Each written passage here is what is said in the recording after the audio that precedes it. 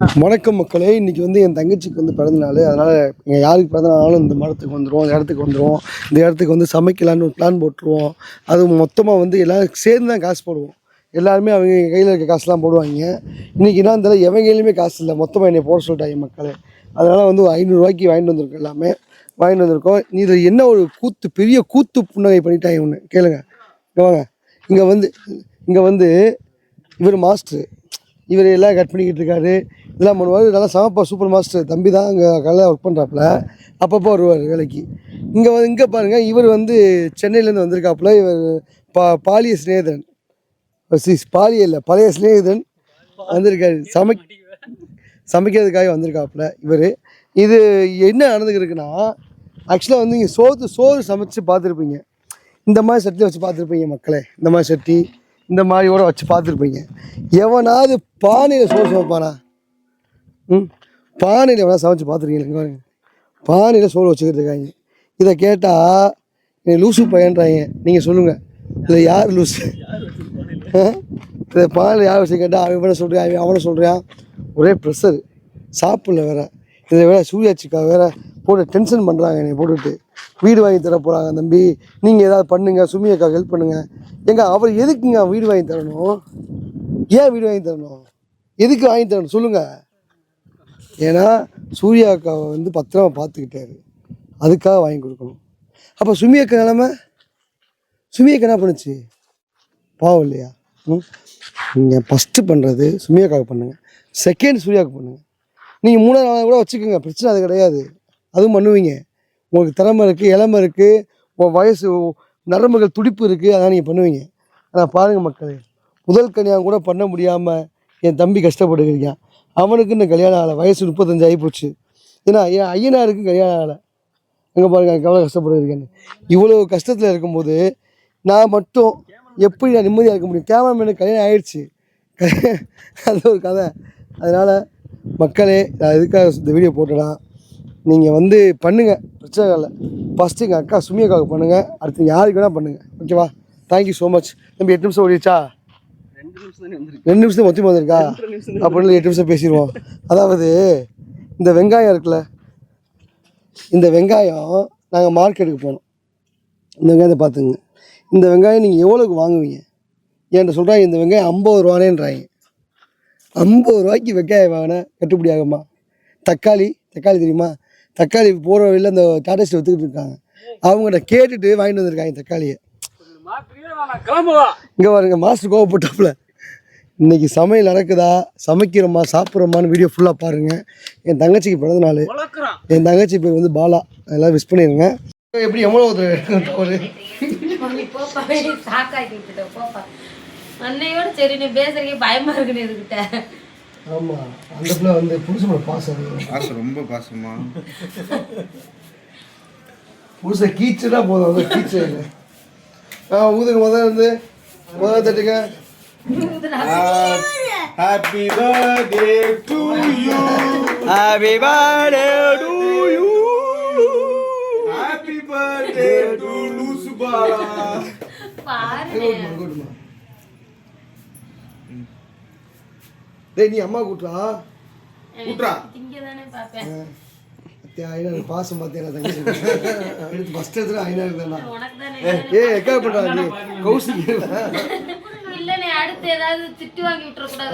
ஆமா ரெடியா இருந்துக்கணும். ஆமா, அட்வான்ஸா இருந்துக்கணும். மாதிரி பயமா இருக்கு அதுல இருந்து. நல்லா சாப்பிட்றா, உடச்சிட்டேன். இந்தா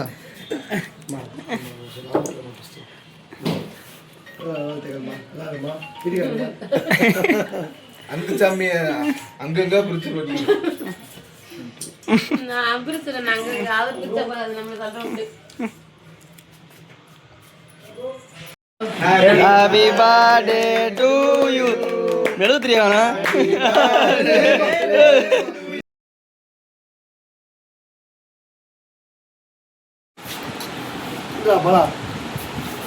டேய் நின்றா.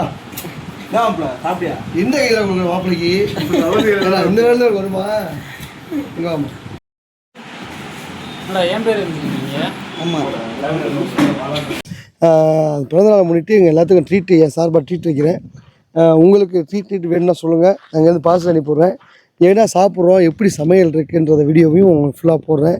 ரெண்டாவது எனக்கு தொண்டையில் பிரச்சனை இருக்குன்னு உங்களுக்கு தெரியும், அதனால் சில வீடியோக்கள் என்னால் போட முடியல, யாருக்கு பதில் வீடியோவும் போட முடியல. அதனால் குமரேசன் வந்து பயந்துட்டான், குமரேசனுக்கு வந்து இந்த பிரச்சனை, குமரேசன் ஓடிட்டான் ஒதுங்கிட்டான், அவன் ஒரு பிள்ளை பூச்சி, அவன் வேஸ்ட்டு பீஸுன்னு சொல்கிற எல்லாத்துக்கும் திருப்பு முனையாக ஒரு விஷயம் நடக்கும். ஓகேங்களா? இன்றைக்கி வந்து இவ்வளோ தூரம் நாங்கள் வந்து இங்கே வந்து ஃப்ரீஸ்ஃபுல்லாக இருக்கோன்னா அது காரணமே வந்து எங்களோட உழைப்பு தான். எங்களுக்கு தலைக்கு மேலே அவ்வளோ வேலை இருக்குது. ஸ்டுடியோ போனோன்னா ஆல்போர்க் பார்க்கணும், வீடியோ பார்க்கணும், கஸ்டமர் கொடுக்கணும், கஸ்டமர் வீடியோ பார்ப்பாங்க. இவ்வளோ வேலை இருக்கும்போது நாங்கள் ஏன் இப்படி இருக்கோன்னா, எங்களுக்கு தேவை எங்கள் வேலை எவ்வளோ பார்க்கணும், எப்படி இருக்கணும் அப்படின்னு எங்களுக்கு தெரியும், நல்லாவே தெரியும். அதனால் வந்து நாங்கள் எங்களுக்கு இஷ்டமான நேரங்களை வந்து இந்த மாதிரி செலவு பண்ணுறது வந்து ரொம்ப யூஸ்ஃபுல்லான ஒரு விஷயம். ஆனால் இந்த மாதிரி நீங்கள் பார்க்குறது வேலையா அப்படின்னு கேட்டால் கிடையாது.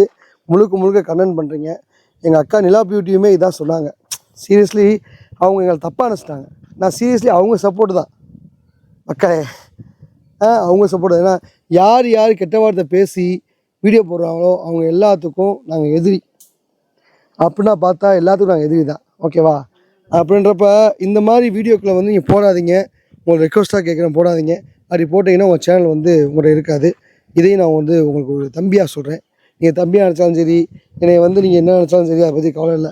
ஆனால் என் நண்பன் ஐயனார் பாருங்க, அப்படி காட்டு, ஐயனார் காட்டுங்க, அங்கே பாருங்கள், ஒத்த மரத்துக்கிட்ட ஒத்தையாக ரெண்டுக்கு இருக்கா பாருங்கள், அவன் தான் ஐயனார். யார்கிட்ட பேசுகிறானே தெரியல, ஃபோன் பேசிக்கிட்டு இருக்கான். ஏன் அவன் இப்படி பேசிக்கிட்டு இருக்கான்? மன உளைச்சல் இருக்கான் ஃப்ரெண்ட்ஸ்.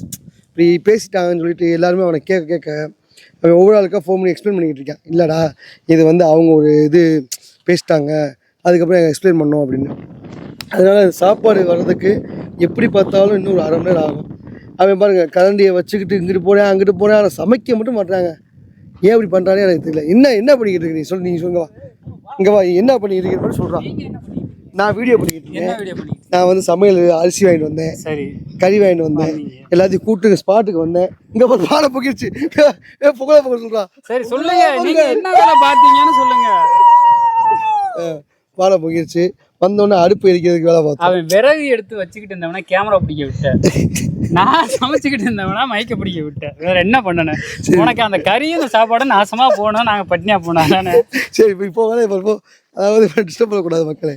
அதனால் இப்போ ஸ்ட்ரெயிட்டாக ஐயனார்கிட்ட போவோம். ஐயனா என்ன பண்ணிட்டு இருக்கேன்னு அவன்கிட்ட கேட்போம். ஏன்னா கண்டிப்பாக ஐயனா வந்து ஒரு நல்ல விஷயம் பண்ண மாதிரி ஃபோன் வருது.